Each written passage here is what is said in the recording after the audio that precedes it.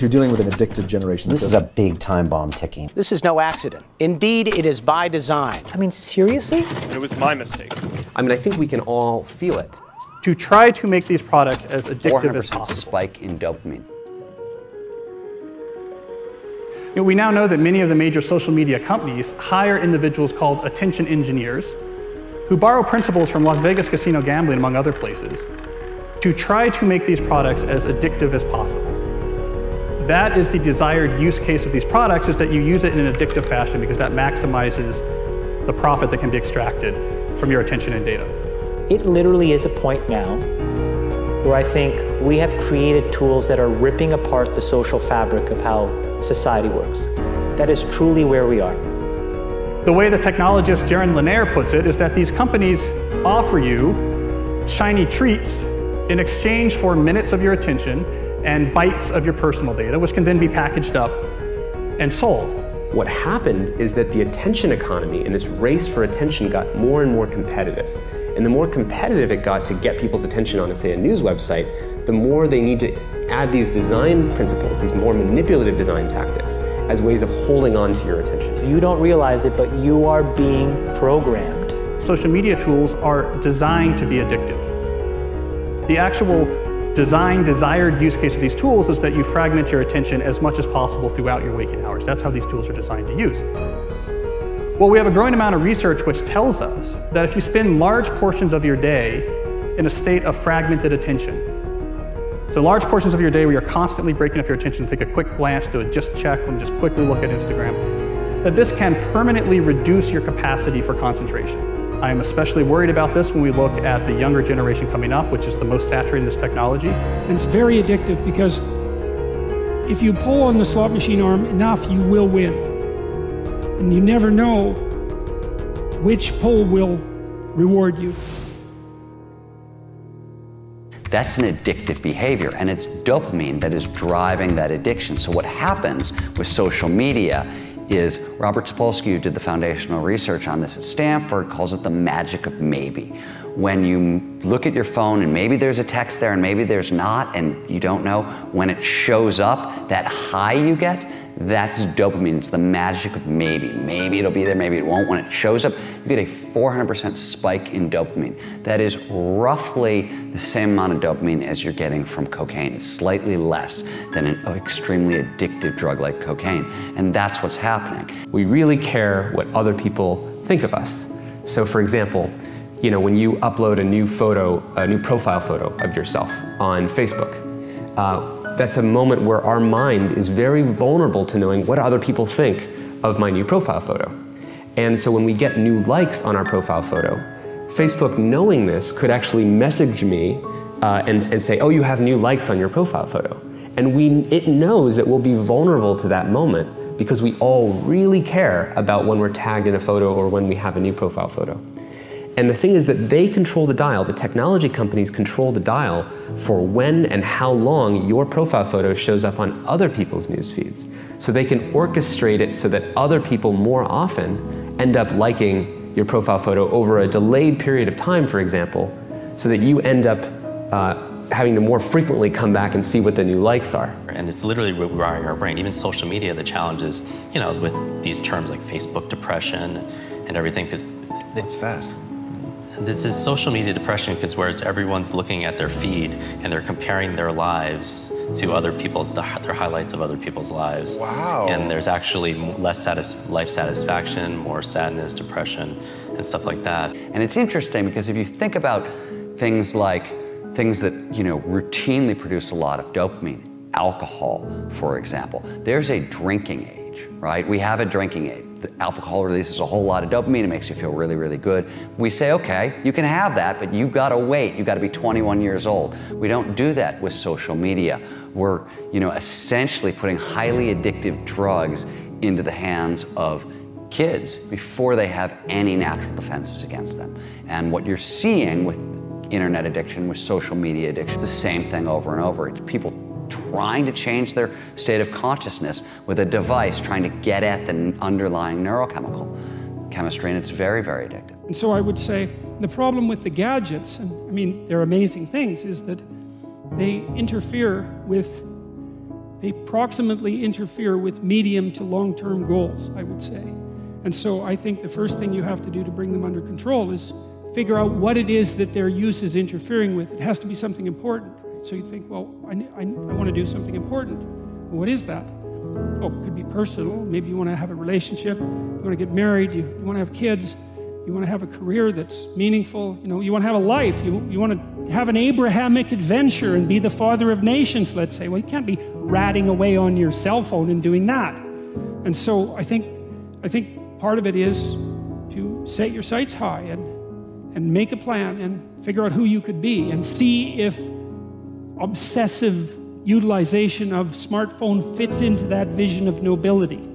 And it will partly, because they're unbelievably powerful communication devices, but so often it's for lack of something better to do, and it also interferes. Imagine like when you take that to the extreme, where bad actors can now manipulate large swaths of people to do anything you want. It's a really, really bad state of affairs. And we compound the problem, right? We curate our lives around this perceived sense of perfection because we get rewarded in these short-term signals, hearts, likes, thumbs up, and we conflate that with value and we conflate it with truth.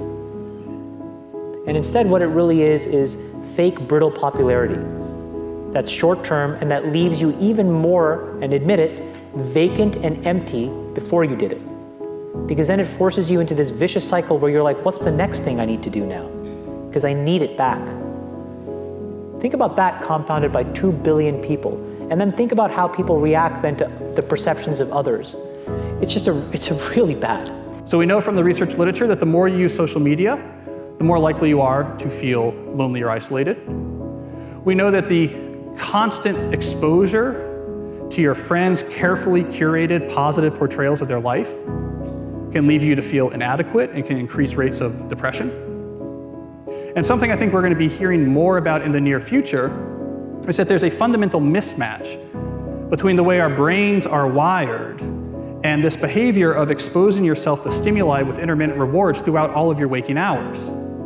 So it's one thing to spend a couple hours at the slot machine in Las Vegas, but if you bring a slot machine with you and you pull that handle all day long from when you wake up to when you go to bed, we're not wired from it. It short circuits the brain, and we're starting to find that it has actual cognitive consequences, one of them being this sort of pervasive background hum of anxiety. Here's the thing. The world we live in isn't real. Social media isn't real. And by design, social media rewards us for showing our best life. The edited, posed, champagne, Michelin star, holiday, orchestrated best angle of our life, the highlight reel. But you don't ever see real life, the 99% of our lives, the behind the scenes, the unglamorous, unfiltered, day-to-day, bland normality. And you end up comparing your behind the scenes to other people's fake highlight reel and using others as a mirror or benchmark for how you should look, how successful you should be, or how you should live. These fake comparisons will only serve to make you feel inadequate and inferior to something that isn't even real.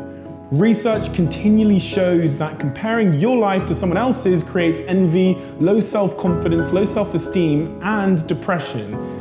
You compare yourself to other people every single day, consciously or subconsciously, and no matter what I say, you're not going to stop because comparing one thing to another is a natural human thing to do. Whether we want to admit it or not, a big reason why anything has value is because there's something worse or better to compare it to. Think about it. An old brick of a mobile phone with a big aerial is only considered amazing in a world before the smartphone. The horse and carriage is only considered a phenomenal mode of transport until the car comes along. The answer isn't to stop making comparisons, because unfortunately we can't control that. But you have to change the object of your comparison from someone else to yourself. You have to measure yourself against yourself. And by doing this, you start at a base point where you consider yourself to be perfectly fine exactly how you are. But it also is the most effective, motivating, and healthy way to work to improve yourself. You'll become your happier self when you stop putting pressure on yourself to be more like someone else, and when you start comparing real to real. We're in a really bad state of affairs right now, in my opinion. It is eroding the core foundations of how people behave by and between each other. And I don't have a good solution. You know, my solution is I just don't use these tools anymore. I haven't for years. It's created huge tension with my friends, huge tensions in my social circles. If you look at, like, you know, my Facebook feed, I've posted maybe 2 times in 7 years, 3 times, 5 times. It's less than 10. And it's weird. I guess I kind of just innately didn't want to get programmed. And so I just tuned it out.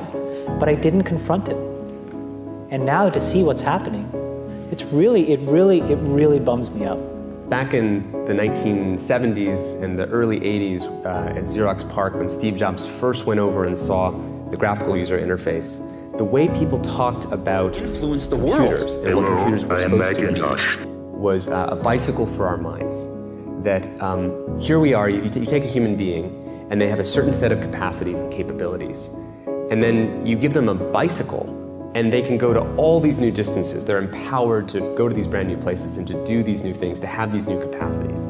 And that's always been the philosophy of people who make technologies. How do we create bicycles for our minds to do and empower us to feel and access more? Now, when the first iPhone was introduced, it was also the philosophy of these technologies. How do we empower people to do something more? And in those days, it wasn't manipulative because there was no competition for attention. Photoshop wasn't trying to maximize how much attention it took from you. It didn't measure its success that way.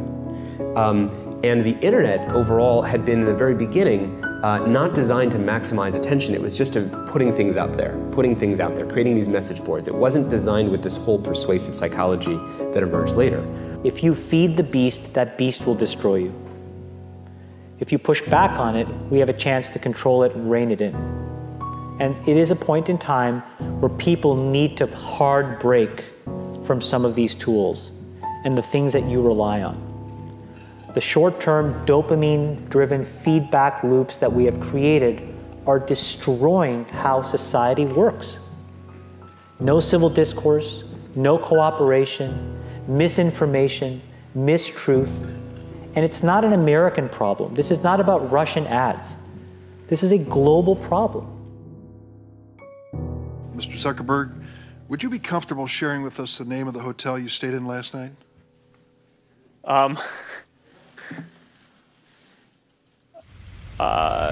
No.